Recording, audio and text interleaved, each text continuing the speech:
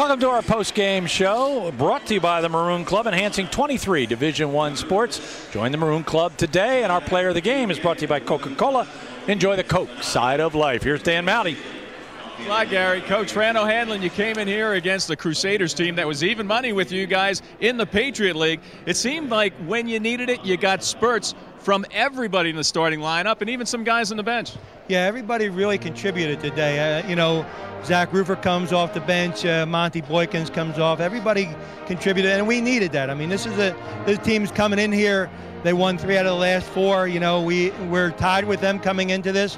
And it's really like the playoffs right now. You got to think stops and shots, and I wish we got a few more stops. But we got some shots that knocked it down. It was good to see Joey Dzinski find the stroke again, and hopefully this is it builds some momentum for us. Joey finding his stroke. Nick Lindner, what a utilitarian guy he is, man. He is just nuts and bolts and grinded out. I know he probably wasn't feeling 100% tonight, but he gave 110%, it seemed. He wasn't feeling great, but he did. He makes us go. He's our motor. And especially against a team like this, it's going to press us the whole game. There's times, I had to give him a rest, but it's probably for only about 10 seconds. Yeah, that's all he'll let you. Put him on the bench there. Also of note, all starters in double digits tonight. Dan Triss with a double-double. Yeah, as I said, everybody contributed. We needed that. This is crunch time for the Patriot League. Interesting finish. We'll see you at Lehigh, right down the road here and down the river, Saturday at noon in a nationally televised game. Sunday at noon, pardon me. Back here against Colgate on Wednesday, and then finishing up here against Army a week from this weekend on Saturday. Yeah, there's no easy ones. Every game is going to be, hotly contested, and which is the way you want it, I guess, in the Patriot League. Well, good luck the rest of the way, Coach. Looking forward to Sunday, rather. Thank you. All right, Fran O'Hanlon, the head coach of the Lafayette Leopards. Let's turn to our Coca-Cola player of the game, Seth Hendricks, senior economics major and team captain. Seth, tell us a little bit about some of the challenges with Holy Cross. We knew Holy Cross was going to attack us. They're really good at attacking, and we kind of saw that when we played them the first game up at Holy Cross. It was a high-scoring game, especially in the first half. Neither team was really missing, and so we knew that coming in. They had won 3 out of 4, and they were really feeling it. They had a good rhythm coming in, so we were lucky enough to get some key stops down the stretch, build up a lead, and close it out.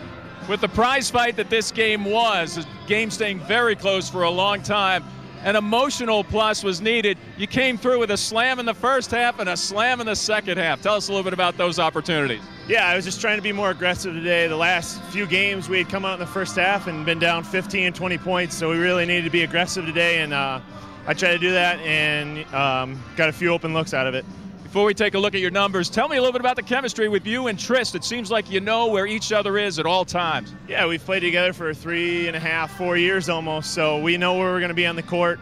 And that comes with practice and repetition, and we do that every day, high-low, high-to-high, and we try to do that as big men. That's what we work on every day. So, excellent job today, Seth. 19 points to lead the team, 7 of 9 from the field, 1 of 1 from the three-point arc, 4 of 4 from the free throw line, 5 rebounds, a block, a steal, 2 assists.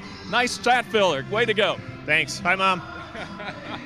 All the way to Clara City, Minnesota. Thanks for joining us, Seth. Now back to Gary and John. All right, Dan Mowdy, I don't know how he missed those 2 shots that he missed tonight. Pretty much a perfect game for Seth. All right, let's go to the highlights. Here's John Leone. Gary, it was a night for offense, and you know what? When you look at the numbers for Holy Cross, they played a very good offensive game led by Malcolm Miller, who did a terrific job. But in the end, you look at Lafayette's numbers, 20 assists, but it was about this kind of ball movement and player movement.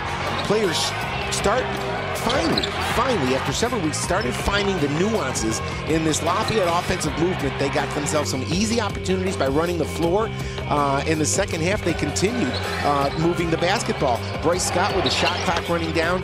The good offense seemed to be contagious. There you see Bryce Scott creating his own off the dribble, but more often than not, it was just great ball movement. Another Bryce Scott pull-up jump shot. And look at the ball movement. And when Joey Dzinski hit his first one, you almost got the sense that this was an avalanche. It was just you know, the floodgates opened up, and Joey Tazinski had to feel as if he was shooting that ball into a hula hoop. I mean, it was huge, that basket, and Joey Tazinski came up big, along with so many other players. But you look at those offensive numbers, Gary. Hey, Holy Cross shot 30 for 60. You know, they had more assists than turnovers. The rebounding was pretty even. It was a well-played offensive game by Holy Cross. The problem is they ran into a buzzsaw. They absolutely did. Lafayette at their best offensively tonight. So the Leopards move up into a tie for 5th place now with American by themselves, with Bucknell, Colgate, Lehigh, and Boston ahead of them. And, of course, they get Lehigh on Sunday. Here's how it shook out. For Holy Cross, their 81 points came on 30 field goals. They had 12 three-pointers and 9 for 12 from the foul line.